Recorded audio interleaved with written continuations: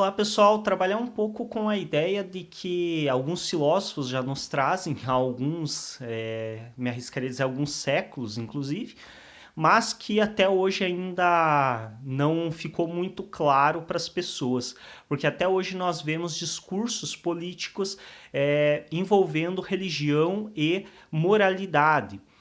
E nós temos dois autores que trabalham com essa ideia, tanto dois autores mais de maior destaque, que trabalham com a ideia de religião e política e de moralidade política. Um deles um pouco mais famoso na área de política do que o outro. O primeiro deles, em questão temporal, é Dante Alighieri, que é mais famoso por outras obras, mas ele escreveu A Monarquia, que é um livro no qual ele justamente defende a separação entre igreja e Estado, aonde ele traz que os assuntos políticos devem ser trabalhados pelos homens e não ser atribuído isso a Deus, e defende toda uma separação da ideia do clero com envolvimento político. Obviamente, esse livro ele foi escrito em um período de uma realidade política totalmente diferente, que foi em torno de 1200 e alguma coisa que ele viveu. Era realmente um período onde a igreja tinha máximo poder sobre o Estado. E ele defendia então que o governo, o rei, o imperador, ele deveria ter seu poder como único, somente ele ter o poder, e separado da ideia religiosa, separado do clero e separado da igreja. Posteriormente a ele nós temos o outro autor que eu mencionei, que é muito mais famoso na área política, que é Nicolau Maquiavel. Então, Nicolau Maquiavel escreveu O Príncipe, que é este livro aqui, onde ele traz toda uma ideia da questão da moralidade voltada para a política. Então, o que é a questão aqui que eu trago? Eu vou me apegar mais à moralidade. Quem tiver interesse em saber mais sobre a questão religiosa, recomendo a leitura do Monarquia, do Dante Alighieri. Mas vou me apegar à questão da moralidade, que também hoje muito do que é defendido como moralidade justamente tem um viés religioso também. E por que Maquiavel ele exclui a ideia de moralidade em relação à política? Muitos fazem uma interpretação bastante errônea do Maquiavel e trazem como se ele defendesse a produção do mal, como se ele defendesse que o governo deve ser mal, que o governo deve ser tirano, que o governo deve produzir malefícios. E é uma interpretação completamente apressada e errônea. O que Maquiavel faz é constatar o óbvio. O ser humano produz o mal. O governo, para se manter e para manter o Estado, é obrigado a produzir o mal. Ele vai ter que produzir o mal. Não há como se manter o poder, se manter o governo e se manter domínio sobre um território, sobre um povo, sem se produzir o mal. Então, o que Maquiavel traz é uma ideia de se utilizar esse mal em benefício do governo, em benefício do Estado, em benefício do povo. Então, não se produzir o mal aleatoriamente, que é um grande engano de quem faz essa interpretação do Maquiavel, de que seria a produção do mal pelo mal, e não, é exclusivamente o uso do mal necessário para se manter o governo e para se manter o povo. E eu já gravei outros vídeos mencionando a respeito de que essa produção do mal é sempre em função de um benefício maior.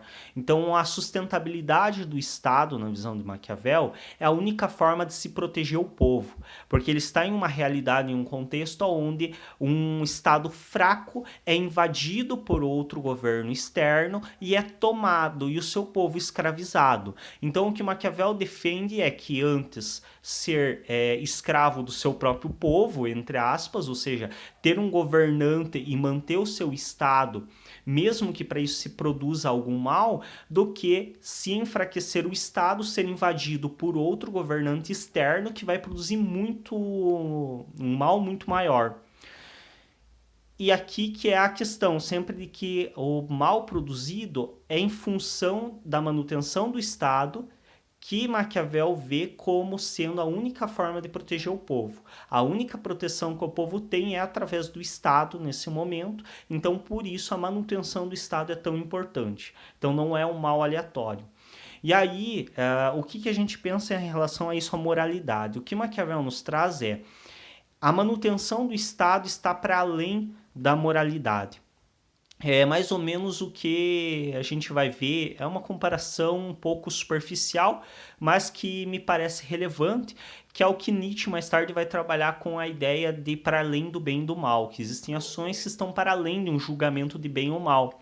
E igualmente Maquiavel nos traz que a manutenção política, a manutenção do Estado, ela está para além da moralidade. Então não é que um governo deve ser imoral, não é que um governo deve produzir o mal, não é que um governo deve ser tirano, mas sim que isso não deve ser uma preocupação do governo. A preocupação dele deve ser a manutenção do Estado. Se para isso é preciso ser tirano, é preciso ser mal, é preciso ser imoral, ok. Não é uma preocupação. Então não é uma obrigação, mas também não é uma preocupação. O governo ele não deve produzir o mal intencionalmente, sem um motivo de manutenção do Estado em relação a isso, mas ele também não deve ficar se preocupando se essa ação vai ser má, essa ação vai ser boa, porque a manutenção do Estado é mais importante do que um julgamento moral, do que uma ideia de bem ou mal, ou de certo ou errado. Até mesmo porque, se nós pensarmos, a manutenção do Estado é quase impossível em vias morais. Se você pensar, por exemplo, em um conflito entre dois países, duas nações ou duas sociedades em si, o conflito inevitável vai ser produzido através de uma guerra. A guerra é sempre imoral, porque a guerra produz morte, a guerra produz danos. Porém, não guerrear também significa submeter-se ao outro, e automaticamente um enfraquecimento do Estado e uma escravização do povo em relação ao outro. Então essa defesa vai para além da moralidade. Trazendo essa análise para um pouco mais o nosso contemporâneo, a função da política, a função do governo não é estabelecer valores morais e não é estabelecer valores religiosos. A função do governo e da política em si é promover uma organização social de forma que a todos o coletivo seja beneficiado. E o benefício do coletivo nem sempre está em paralelo com ideias morais e com ideias religiosas. Muitas vezes, na maioria das vezes, justamente o inverso. O benefício do coletivo, pensando socialmente, pensando em uma organização de uma nação, de um governo, de um estado, de maneira geral, isso vai contrário a muitas questões moralistas, porque se é necessário muitas vezes para manter a sociedade ser imoral. É aquela velha questão que eu sempre utilizo para ilustrar Maquiavel e o pensamento maquiavélico, de que se é preciso deixar alguém morrer para salvar outras duas vidas, não há o que se contabilizar, não há o que se pensar.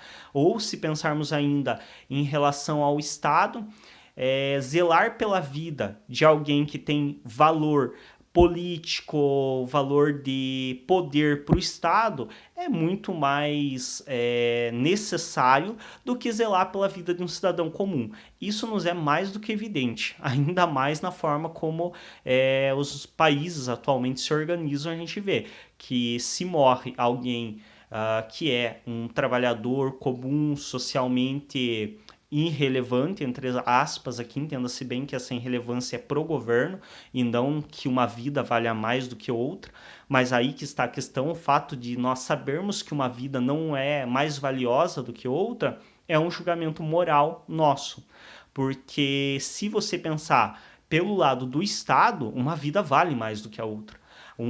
Pro Estado, um cidadão que é politicamente preparado, que hoje nem tanto, tem muito mais a ver com um poder financeiro do que necessariamente com preparo ou com outros aspectos, mas para o Estado, alguém que é relevante para o Estado tem a vida muito mais valiosa do que alguém que não tem relevância para o Estado. E aí que entra a questão do embate, de que o moralmente correto não necessariamente beneficia o Estado, e que muitas vezes em benefício do Estado é necessário se ser imoral. E aqui não é uma defesa, é uma constatação. Então é simplesmente constatar que para o Estado é mais valioso se manter o seu poder e manter uma organização social do que se preocupar com se é moralmente correto ou incorreto. Assim como para a política é de maior relevância se produzir um bem coletivo do que se preocupar com moral ou imoral, sendo que muitas vezes o bem coletivo atravessa por uma imoralidade contra um ou um grupo de sujeitos. Infelizmente, essa é a realidade de uma organização social. Muitas pessoas podem achar que isso e de fato é um pouco cruel, um pouco... E como eu falei, todos os julgamentos morais nossos. Mas pensando em uma questão mais fria, é o que nós fazemos, é simplesmente o que produzimos. Então, em função de um benefício coletivo, nós geramos prejuízos individuais. Sempre é desse modo. A própria lei faz desse modo, vários outros fatores ocorrem nesse sentido. Infelizmente, alguns em sentido inverso. Se pensarmos no sistema capitalista, muitas vezes é um mal coletivo para um benefício individual.